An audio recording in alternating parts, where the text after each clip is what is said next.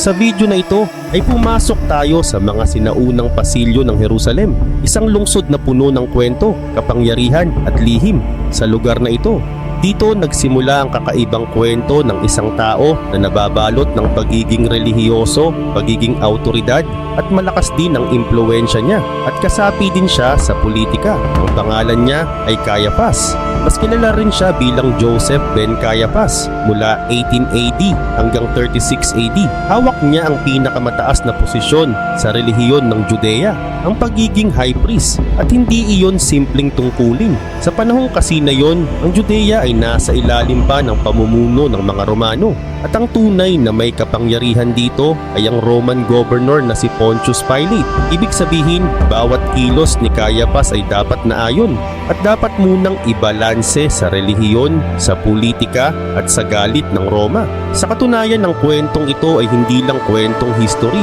kundi isa itong mabigat na salaysay na direktang nakaugnay o makikita sa New Testament. Si Caiaphas ang sentrong karakter sa mga gospel ni na Matthew, Mark, Luke at John, at makikita sa mga gospel na ito ang isang kwento na humantong sa pagpapako sa krus ni Jesus Christ. Pero mas laliman pa natin ang usapan dito. Ang tanong ngayon ay, bakit si Caiaphas? Ano ang nagtulak sa kanya para gumanap sa napakahalagang papel sa paglilitis kay Jesus? Bakit siya ang parang nag-ikot ng kwento at naglatag ng mga paratang laban sa isang lalaking itinuturing ng marami na inosente? Ito ang mga tanong na hanggang ngayon ay umaalingaw-ngaw pa rin sa kasaysayan. Isipin mo na lang kasi, may isang lihim na pulong o meeting na nangyari at may opisyal na requirement para sa pagdinig na ito. Ayon sa requirement, kinakailangan ng 71 para matuloy ang proseso. Pero kahit kulang, tinuloy pa rin ang proseso. Hindi ito nangyari sa templo, hindi rin sa publiko, kundi sa mismong bahay ni Caiaphas. Pero bakit niya binali ang tradisyon? At ano talaga ang pinakapapel ni Caiaphas sa paglilitis at kamatayan ni Jesus? At yan ang ating aalamin. Pero bago natin ipagpatuloy, ipalike naman ang video na ito. Malaking bagay na ito sa aming mga content creators. Maraming salamat po. Si Joseph ben Caiaphas, o mas kilala bilang Caiaphas, ang high priest ng sinaunang Judea sa pinakakritikal na panahon ng ministry ni Jesus. Ipinanganak siya bandang 14 BC at namatay bandang 46 AD. Iniwan niya ang isang marka sa kasaysayan na hindi kailanman nabura, na nakasulat pa sa New Testament at pati na sa mga tala ng kilalang historian na si Josephus. Ang pag-angat ni Caiaphas sa kapangyarihan ay nangyari sa gitna ng Roman rule, isang panahong puno ng ingat, kompromiso at politikal na laro. Ayon kay Josephus, si Caiaphas ay itinalaga bilang high priest noong 18 AD at hindi ito basta relihiyosong desisyon. Ang posisyon ay ipinagkaloob sa kanya ng Roman prefect na si Valerius Gratus, patunay na ang kapangyarihan ni Caiaphas ay hindi lang galing sa templo, kundi direkta ring konektado sa Roma. At dito nagsisimula ang mas madilim na bahagi ng kwento. Ang pagkakatalaga kay Caiaphas bilang high priest ay dumating matapos patalsikin si Simon ben Setlus, isang malinaw na patunay kung gaano kalalim ang impluwensya ng mga Romano sa pagpili ng relihiyosong leader ng Judea. Hindi aksidente ang pag-angat ni Caiaphas. Ang buong proseso ay kontrolado ng Roma. At ang mas kapansin-pansin pa, ang pananatili niya sa pwesto. Halos 2 decades siyang high priest, mas mahaba kaysa sa halos lahat ng kanyang kasabayan noong panahon ng New Testament. Ibig sabihin, marunong siyang makipaglaro sa sistema. Marunong siyang magbalanse sa pagitan ng relihiyosong autoridad at ng kapangyarihan ng Roman government. Pero ngayon dumating tayo sa pinakamahalagang tanong. Bakit gustong ipapatay ni Caiaphas at ng iba pang religious leaders si Jesus? Dito mahalagang malinaw ang isang bagay. Ang misyon ni Jesus Christ sa mundo ay hindi bigla ang nangyari. Ito ay itinakda na. Si Jesus ay dumating upang ialay ang sarili para sa pagtubos ng sangkatauhan. Isang katotohanang malinaw na nakapaloob sa New Testament. Alam ni Jesus ang mangyayari. Alam niya ang oras. Alam niya kung sino ang masasangkot at binalaan na niya ito ng maaga. Sa Gospel of Mark chapter 14 verse 21, ganito ang sinabi niya. The Son of Man will go just as it is written about him. But woe to that man who betrays the Son of Man. It would be better for him if he had not been born. Isang matinding babala. Isang malinaw na pahayag ng bigat ng darating na pagtataksil. Pero sa kabila nito, ang mga nagbabalak laban kay Jesus ay hindi pa rin nauunawaan kung sino talaga siya. Oo, nababahala ang Sanhedrin na pinamumunuan ni Caiaphas sa mga turo at kilos ni Jesus. Pero may isang problema. Hindi pa nila lubos na kilala si Jesus sa kanyang adult form. Hindi nila siya madaling makilala, kaya naghahanap sila ng isang insider. Isang taong malapit kay Jesus, isang makapagtuturo kung sino siya sa gitna ng karamihan. At dito pumasok si Judas Iscariot, isang alagad na palaging nasa tabi ni Jesus, pero may sariling kahinaan, lalo na ang kasakiman sa pera. Bukod doon, may dala rin si Judas na maling inaasahan. Tulad ng marami noon, akala niya ang Mesaya ay isang militanteng leader, isang mandirigmang magpapabagsak sa Roma. Kaya mali ang pagkaintindi niya sa mga turo ni Jesus. Kapag sinasabi ni Jesus na, I am the way, the truth, and the life, ang naririnig ni Judas ay hindi espiritual na katotohanan, kundi lihim na pangako ng isang darating na pag-aalsa. Isang coup, isang military revolt, pero hindi iyon ang layunin ni Jesus. Nang walang naganap na armadong pag-aaklas, nang walang pagbagsak ng Roma, na wala ang ilusyon ni Judas, nabigo siya, nadismaya, at doon pumasok ang tukso. Kaya nang hanapin ni Cayapas at ng religious elite ang paraan para hulihin si Jesus, si Judas, dala ang maling pananaw at kasakiman ang naging daan. Isang traidor na ginamit ng sistema. Ang kanyang pagtataksil ay nangyari sa pamamagitan ng isang mapanlinlang na halik. Isang simpleng senyas para ituro kung sino si Jesus sa gitna ng kanyang mga alagad. At sa sandaling iyon kumilos ang mga autoridad. Hinuli si Jesus at dinala siya sa mismong bahay ni Cayapas. Doon nagsimula ang mga pangyayaring magbabago sa takbo ng kasaysayan, magpakailanman. Pagkatapos maaresto si Jesus ng mga temple guards, may isang bagay na agad naging kakaiba. Hindi sinunod ang normal na proseso. Ayon sa kaugalian, ang isang inaakusahan ay dapat munang ikulong sa loob ng temple stockade at doon maghihintay hanggang makumpleto ang buong Sanhedrin o priestly council. Ganito ang ginawa noon kina Peter, John at sa iba pang mga apostol. Makikita ito sa Acts chapter 4 verses 35 hanggang 37. Dumaan sila sa inaasahang proseso. Pero kay Jesus, iba ang nangyari. Sa halip na ikulong muna sa templo, diretso siyang dinala sa bahay ng high priest sa Jerusalem, kay Joseph ben Caiaphas. Isang malinaw na paglabag sa nakasanayan at mas lalong naging kahina-hinala ito dahil sa timing. Nangyari ito sa bisperas ng Passover, isang sagradong gabi sa Jewish calendar.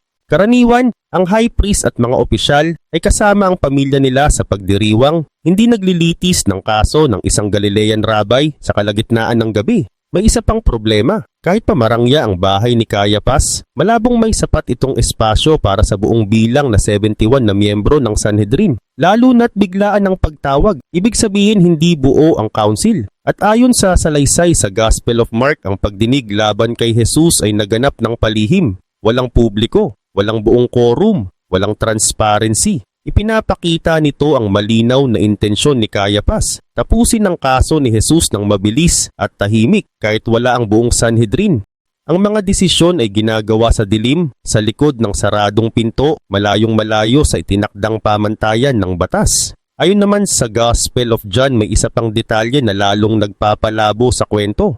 Bago dalhin kay Cayapas, si Jesus ay dinala muna kay Anas, ang biyenan ni Cayapas at dating high priest. Bagamat wala na siya sa opisyal na pwesto, malaki pa rin ang impluwensya niya bilang patriarka ng pamilya ni Anas. Matapos ang maikling pagtatanong, si Jesus ay saka dinala kay Cayapas. Makikita ito sa Gospel of John chapter 18 verses 13 hanggang 24. Sa panahong iyon, si Cayapas ay halos 12 years nang nagsisilbing high priest, isang posisyon na minana niya mula sa bayaw niyang si Eleazar ben Ananus. Pero narito ang masalimuot na problema. Hindi pwedeng basta parusahan ni Cayapas si Jesus ayon lang sa sarili niyang gusto. Kailangan niya ang pahintulot ng Sanhedrin, isang grupo ng makapangyarihang religious leaders. Kung hindi sila magkaisa, walang kapangyarihan si Cayapas para mag-utos ng mabigat na parusa. May isa pa siyang option, lumapit sa Roman government. Pero delikado yun. Sa kasaysayan, mas gusto ng Sanhedrin na sila ang humawak ng sarili nilang usapin. Walang pakialam ng mga Romano. At may isa pang malaking hadlang. Ang mga paratang laban kay Jesus paglikha ng gulo at ilang pahayag tungkol sa Diyos sa templo ay hindi sapat para makialam ang Roma. Lalong hindi sapat para sa death penalty. Kaya napunta si Cayapas sa isang masikip na sulok. Kailangan niyang magdesisyon kung paano uusad nang hindi nawawala ang kontrol, nang hindi kinokontra ang Roma, at nang hindi nabubuking ang kahinaan ng kaso, at mas lalo pang lumala ang sitwasyon. Ayon sa ulat ni Mark, ang indictment hearing ay hindi umayon sa plano. Ang mga saksi, hindi magkatugma ang mga salaysay. Nagkakabanggaan ang testimonya. Walang malinaw na kaso. At dito lalong nahayag kung gaano kahirap at kung gaano kalihis sa batas ang ginagawang proseso laban kay Jesus. May isang saksi ang tumayo at nagsabi, "Narinig namin siyang nagsabi, sisirain ko ang templong ito na gawa ng kamay. At sa loob ng 3 days magtatayo ako ng isa pang hindi gawa ng kamay." Makikita ito sa Gospel of Mark chapter 14 verse 58. Matapang na pahayag, oo. Pero sa totoo lang, hindi pa rin sapat para din si Jesus sa korte. Maraming propeta sa Hebrew Scripture ang nagsabi rin ng ganitong babala na ang temple sa Jerusalem ay haharap sa pagkawasak kapag lumihis ang bayan sa Diyos. Kaya sinubukan ni Caiaphas ang ibang paraan. Diretso niyang tinanong si Jesus, "Ikaw ba ang Mesaya?" Ayon sa Gospel of Mark, hindi umiwas si Jesus. Sumagot siya ng malinaw. I am. At pagkatapos nito, binanggit niya ang mga salita mula sa Book of Daniel at sa Book of Psalms. Makikita ninyo ang Son of Man na nakaupo sa right hand of power at dumarating kasama ng mga ulap ng langit. Ito ay mula sa Psalms chapter 110 verse 1 at Daniel chapter 7 verses 13 to 14. At ito na mismo ang hinihintay ni Caiaphas. Alam niyang walang pakialam ang mga Romano sa mga debate tungkol sa Jewish theology. Pero ang mga salitang tulad ng right hand of power at Son of Man coming with the clouds ay may tunog ng kapangyarihang higit sa Roma. Agad niyang pinunit ang kanyang kasuotan, isang simbolo ng matinding galit, at sinabi, "Bakit kailangan pa natin ng mga saksi?" Sa isip ni Caiaphas, idinidiin na ni Jesus ang sarili niya. Pero sa likod ng eksenang iyon, may mas malalim pang dahilan kung bakit gusto talaga nilang patayin si Jesus at kung bakit crucifixion lang ang gusto nilang paraan. Isang mabagal, masakit at lubos na nakakahiyang kamatayan. Narito ang mga tunay na dahilan ng kanilang galit. Una, ang mga pahayag ni Jesus. Ikalawa, ang mga ginawa niya. Ikatlo, ang banta niya sa kanilang relihiyosong sistema. Ikaapat, ang banta niya sa kanilang pamumuhay at kontrol. Ikalima, ang mga taong pinakikisamahan niya. At ikaanim, ang tila kawalan niya ng respeto sa kanilang mga tradisyon. Ang anim na bagay na ito ang nagpasiklab ng matinding galit sa mga religious rulers. Kaya sa kanilang isip, isa lang ang solusyon. Kailangang mamatay si Jesus. Kapag idineklara ni Jesus na siya ang Mesaya, ang ibig sabihin noon, mas mataas ang autoridad niya kaysa sa kanila. At hindi nila iyon matanggap. Dahil kung tatanggapin nila si Jesus, babagsak ang sarili nilang kapangyarihan. Kaya tinanggihan siya ng mga religious leaders kasama ang mga rulers at mga Pharisees. At ang pagtangging ito ang lalo pang nagpainit ng kanilang galit. Sa Gospel of John chapter 7 verses 48 to 49, ganito ang sinabi nila, "Mayroon ba sa mga rulers o Pharisees ang naniwala sa kanya? Ang mga taong ito na hindi alam ang batas, sila ay isinumpa. Para sa kanila, ang paniniwala ng ordinaryong tao ay walang halaga. Sa tingin nila, ito ay bunga lang ng kamangmangan." Pero habang dumarami ang sumusunod kay Jesus, lalo ring nahahayag ang mas malalim nilang damdamin. Inggit, ang autoridad ni Jesus ay lumalagpas sa kanila. At ang inggit na iyon ang naging gasolina ng kanilang puot. Hindi lang ang mga salita ni Jesus ang nagalit sa kanila, pati ang kanyang mga gawa. Nang pagalingin ni Jesus ang isang lalaking sinapian ng demonyo, bulag at pipi, namangha ang maraming tao. May mga nagsabing hindi kaya siya ang Son of David, ang Mesaya. Pero nang marinig ito ng mga Pharisees, agad nilang sinabi, nakakapagpalayas lang siya ng demonyo dahil sa kapangyarihan ni Beelzebub, ang pinuno ng mga demonyo. Makikita ito sa Gospel of Matthew chapter 12 verses 23 to 24. Hindi nila kayang itanggi ang himala, masyadong malinaw. Kaya imbes na kilalanin si Jesus bilang Mesaya, inangkin nilang ang kapangyarihan niya ay galing kay Satanas. At doon tuluyang nahubad ang katotohanan. Hindi kakulangan ng ebidensya ang dahilan ng pagtanggi nila, kundi takot, inggit, at pagkawala ng kapangyarihan. At yun ang nagtulak sa kanila na tuluyang mawala si Jesus. At ito pa ang isa sa pinakamalaking dahilan kung bakit gustong-gusto na talaga nilang mamatay si Jesus. Hindi lang siya banta sa kanilang kapangyarihan, banta rin siya sa buong relihiyosong sistema nila. Paulit-ulit na inilantad ni Jesus ang pagiging hipokrito ng mga religious leaders sa paraan ng kanilang pagsamba. 2 beses itong malinaw na nangyari sa mismong loob ng templo. Habang papalapit ang Jewish Passover, umakyat si Jesus sa Jerusalem at pumasok sa temple courts. At ang nakita niya, mga nagbebenta ng baka, tupa at kalapati. Mga money changer na nakaupo sa mesa, abala sa negosyo, sa loob mismo ng bahay ng Diyos. Ayon sa Gospel of John chapter 2, verses 13 to 17, gumawa si Jesus ng isang latigo mula sa lubid at pinalayas silang lahat palabas ng templo. Kasama ang mga hayop, tinapon niya ang mga barya ng money changers. Binaligtad ang kanilang mga mesa at sa mga nagbebenta ng kalapati, direkta niyang sinabi, ilabas ninyo ang mga ito. Huwag ninyong gawing palengke ang bahay ng aking ama. Naalala ng kanyang mga alagad ang nakasulat sa kasulatan. Ang sigasig para sa iyong bahay ay tutupok sa akin.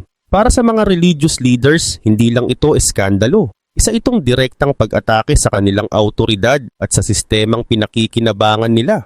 At lalong naging komplikado ang lahat dahil sa politikal na sitwasyon noong panahong iyon. Ang Judea ay puno ng tensyon sa pagitan ng mga Hudyo at ng Roman authorities. Sa isip ng marami, ang darating na Mesaya ay isang tagapagpalaya, isang leader na magpapasimula ng pag-aalsa laban sa Roma.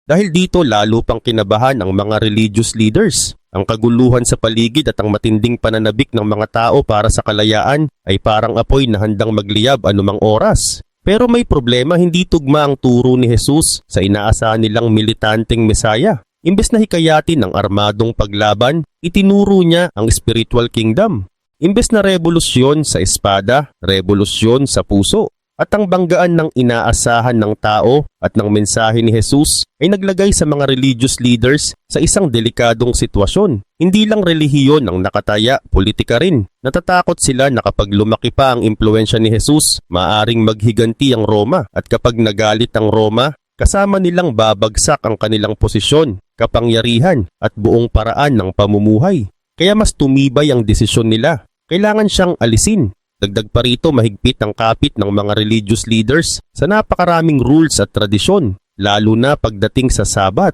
Pero si Jesus hindi sumusunod kung ang tradisyon ay taliwas sa tunay na kalooban ng Diyos. Isang malinaw na halimbawa nito ang nangyari sa Sabat. Ayon sa Gospel of Mark chapter 3, verses 4 to 5, nagpagaling si Jesus ng isang tao sa mismong araw ng pahinga. Tinanong niya sila, ano ang tama sa Sabat? Gumawa ng mabuti o gumawa ng masama? Magligtas ng buhay o pumatay? Tahimik sila. At sa harap ng kanilang galit, pinagaling pa rin niya ang tao. Para sa mga religious leaders, ito ay tahasang paglapastangan. Para kay Jesus, ito ay habag. Mas pinili niya ang tao kaysa sa mga gawa-gawang patakaran. At muli, nagbanggaan ang kanyang gawain at ang kanilang tradisyon. Hindi pa doon natapos. Gumawa pa si Jesus ng isang pahayag na lalong nagpainit ng ulo nila. Ayon sa Gospel of John chapter 2, verses 19 to 22, ipinahayag niya na ang templo ay gigibain at muling itatayo sa loob ng 3 days.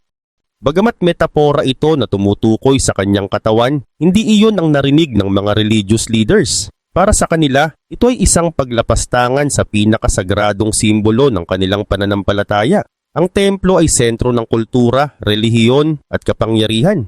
At sa bawat salita ni Jesus, tila hinahamon niya ang autoridad at kabanalan na inangkin nila para sa sarili nila. Sa huli, ang problema ay hindi lang ang ginawa ni Jesus, kundi ang hindi niya ginawa. Hindi siya sumunod, hindi siya yumuko, hindi siya nag-adjust para protektahan ang kanilang sistema. At para sa kanila, iyon ang pinakamalaking kasalanan. Tumama sa pinakasensitibong ugat ng mga religious leaders ang mga ginawa at sinabi ni Jesus. Unti-unti niyang binuwag ang matigas at saradong sistemang pilit nilang pinanghahawakan. At sa puntong iyon, hindi na lang siya basta abala sa kanila.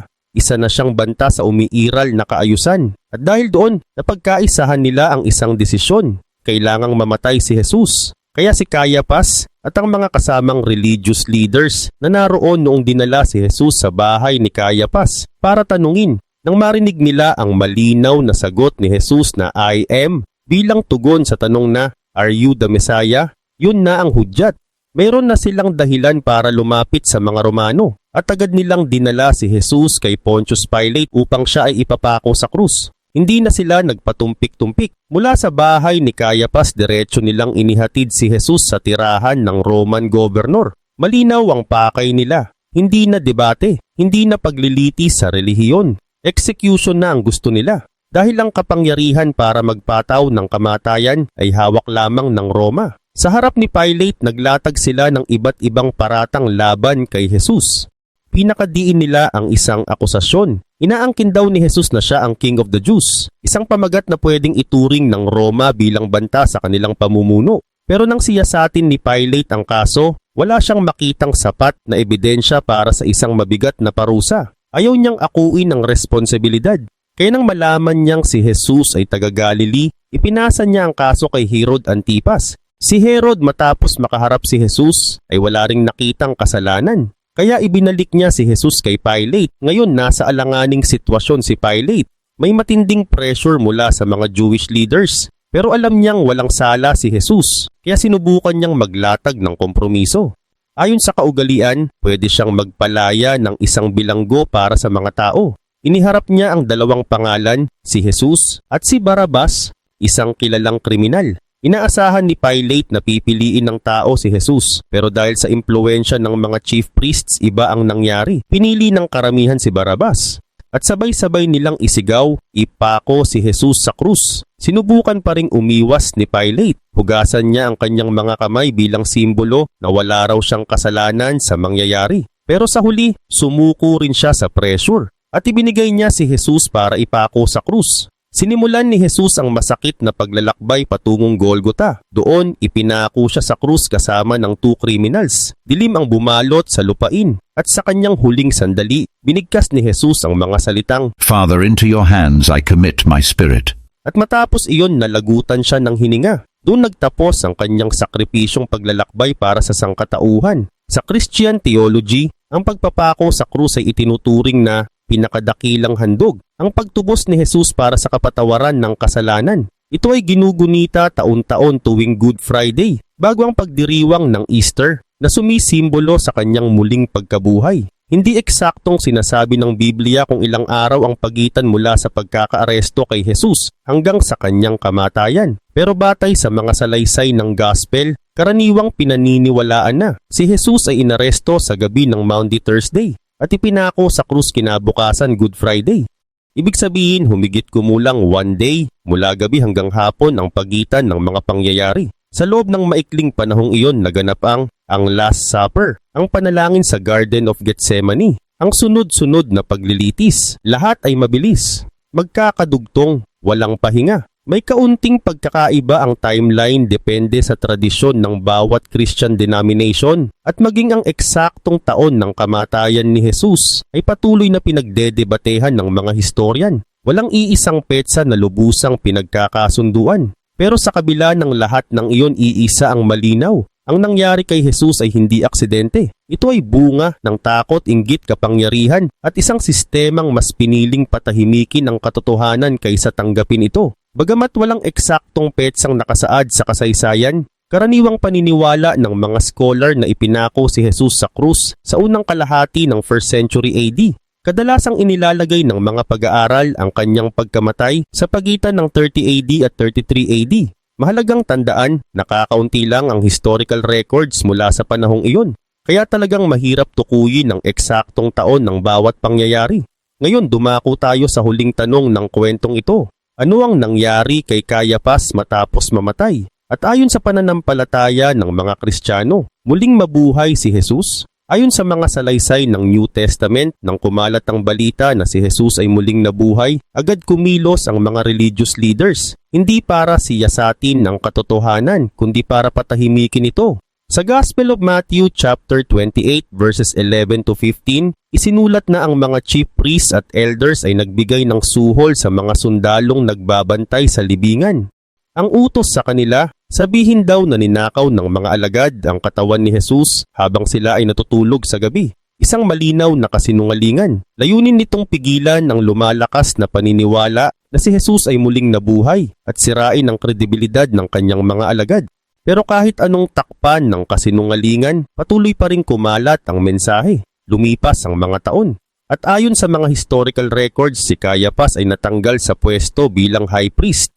Hindi ganap na malinaw ang eksaktong dahilan ng kanyang pagkakatanggal, pero naitala na ito ay ginawa ng Roman official na si Lucius Vitellius the Elder. Tahimik na nawala si Caiaphas mula sa sentro ng kapangyarihan, isang tao na minsang may hawak ng pinakamataas na posisyon sa relihiyon. Ngayon ay tuluyan ng isinantabi ng kasaysayan. At sa isang kakaibang footnote ng kultura at panitikan, sa Akdang Inferno ni Dante Alighieri, inilarawan si Cayapas bilang pinarusahan sa isang espesyal na bahagi ng impyerno. Sa kwento ni Dante, si Cayapas ay nakahiga sa lupa habang tinatapakan ng iba, parang daan, bilang parusa sa kanyang pagkukunwari.